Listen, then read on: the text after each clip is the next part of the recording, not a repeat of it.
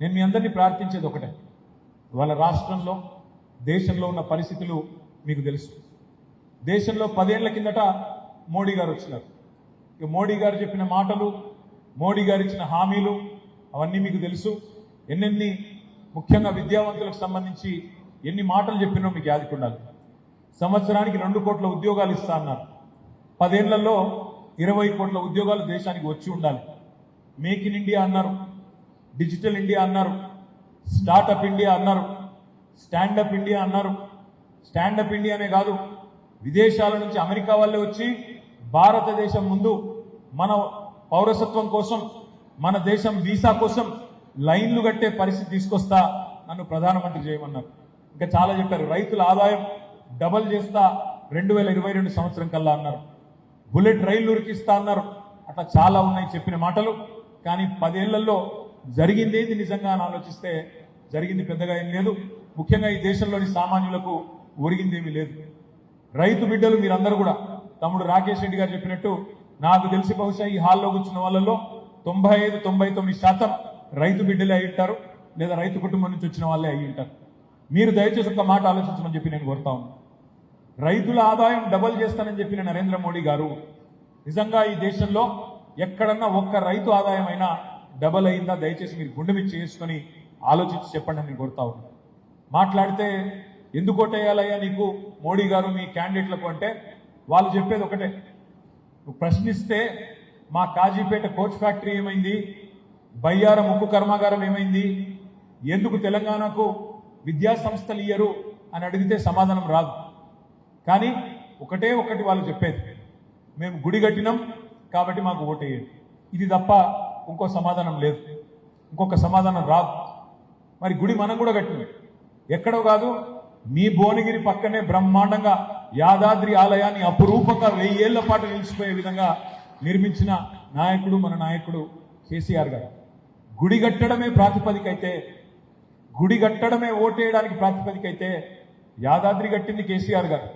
కానీ యాదాద్రి మాత్రమే కాదు, కేసీఆర్ గారు ఆధునిక దేవాలయాలు కూడా కట్టింది. మోడర్న్ టెంపుల్స్ ఆఫ్ డెమోక్రసీ అంటాం. మన కాళేశ్వరం లాంటి ప్రాజెక్ట్, మన పాలమూరు రంగారెడ్డి ఎత్తిపోతల పథకం లాంటి ప్రాజెక్ట్ కట్టడంతో పాటు అందులో కట్టిన ప్రతి రిజర్వాయర్కు కూడా దేవుడి పేరు పెట్టిండు కేసీఆర్ గారు. బ్యారేజీలు కడితే Lakshmi barrage, Saraswati barrage, Parvati barrage. రిజర్వాయర్లు కడితే మల్లన్న పేరు మీద మల్లన్న సాగర్, పోచమ్మ పేరు మీద కొండ పోచమ్మ సాగర్, రంగనాయక స్వామి పేరు మీద రంగనాయక సాగరు, ఇంకో కిందికి పోతే రాజరాజేశ్వర సాగరు, అన్నపూర్ణ. ఇట్లా దేవుళ్ల పేర్ల మీదనే, మానవ మాతృల పేర్లు పెట్టలేదు, అతిశయానికి పోలేదు, దేవుళ్ల పేర్ల మీదనే రిజర్వాయర్ కట్టిండు. ఇటు యాదాద్రి దేవాలయం కట్టిండు, అటు ఆధునిక దేవాలయాలు కట్టిండు. కేసీఆర్ గారు గత 9.5 ఏళ్లలో చేసిన పని ఇవాళ ఒక్కొక్కటిగా దాని విలువ మన సోదరులకు కూడా అర్థమవుతా ఉంది. వాస్తవంగా జరిగింది ఏంటి అంటే, మా శేఖరన్న ఎందుకు ఓడిపోయిండో నేను అడిగిన. శేఖరన్న కాదు, ఇవాళ రాష్ట్ర వ్యాప్తంగా మీరు చూసినట్టయితే బీఆర్ఎస్ పార్టీ ఓడిపోవడానికి నిజానికి పెద్ద కారణాలు లేవు. వాస్తవంగా జరిగింది ఏంటి అంటే, పని అద్భుతంగా చేసినాం. మీరు ఒక్కసారి నెమరేసుకోండి. 2014లో కేసీఆర్ గారు ముఖ్యమంత్రిగా పదవి బాధ్యతలు చేపట్టిన నాడు ఇదే భువనగిరిలో ఆనాటి కరెంటు పరిస్థితి ఏంది, ఆనాటి సాగునీరు పరిస్థితి ఏంది, ఆనాడు భూముల ధరలు ఎంత, ఆనాటి మరి పరిస్థితి ఏంది, ఈరోజు పరిస్థితి ఏంది, బేరీజు వేసుకుంటే నాకంటే బాగా మీకే తెలుస్తుంది. కేసీఆర్ ఉన్న రోజులు కరెంట్ ఎట్లుండే, కేసీఆర్ ఉన్న రోజులు సాగునీరు ఎట్లా అందింది, కేసీఆర్ వచ్చిన తర్వాత నల్లగొండలో ఫ్లోరోసిస్ సమస్య ఎట్లా మాయమైంది, మొత్తం తెలంగాణ భారతదేశానికి ధాన్య బండగారంగా మారితే, ధాన్యాన్ని అందించే ఒక కర్మాగారంగా మారితే, అందులో ఇవాళ నల్లగొండ బిడ్డలు కాల ఎగిరేసి చెప్పొచ్చు మీరు ఏమని, దేశం మొత్తానికి బువ్వ పెడుతున్నది మా తెలంగాణ అయితే మొత్తం తెలంగాణలో అత్యధికంగా వరి పండించిన జిల్లా నల్లగొండ జిల్లా అని చెప్పి వాళ్ళ నల్లగొండ బిడ్డలు గర్వంగా చెప్పుకునే స్థాయికి తీసుకొచ్చింది కేసీఆర్. ఉమ్మడి నల్లగొండను 3 జిల్లాలు చేసింది కేసీఆర్. అధికార వికేంద్రీకరణలో భాగంగా యాదాద్రి భువనగిరి ఒక జిల్లా, సూర్యాపేట మరొక జిల్లా, నల్లగొండ జిల్లా ఎట్లాగుంది.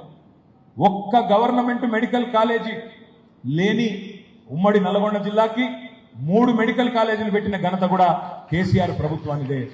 ఫ్లోరోసిస్ సమస్యను శాశ్వతంగా పరిష్కరించింది కేసీఆర్ ప్రభుత్వం భారతదేశంలోనే అతిపెద్ద విద్యుత్ ఉత్పత్తి కేంద్రం గౌరవ మంత్రి జగదీశ్వర్ రెడ్డి గారి నాయకత్వంలో ఆనాడు ఈరోజు మీరు చూసే ఉంటారు పేపర్లలో వార్త మొదటి 1600 మెగావాట్ల కమిషన్ అయింది దామరచెర్లలోని యాదాద్రి విద్యుత్ ఉత్పత్తి కేంద్రంలో అని అట్లాంటి అద్భుతమైన అల్ట్రా మెగా పవర్ ప్రాజెక్టు కట్టింది కేసీఆర్ గారి నాయకత్వంలో.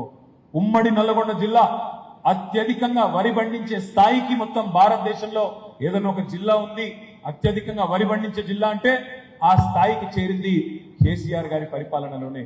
కానీ ఓడిపోయినాం.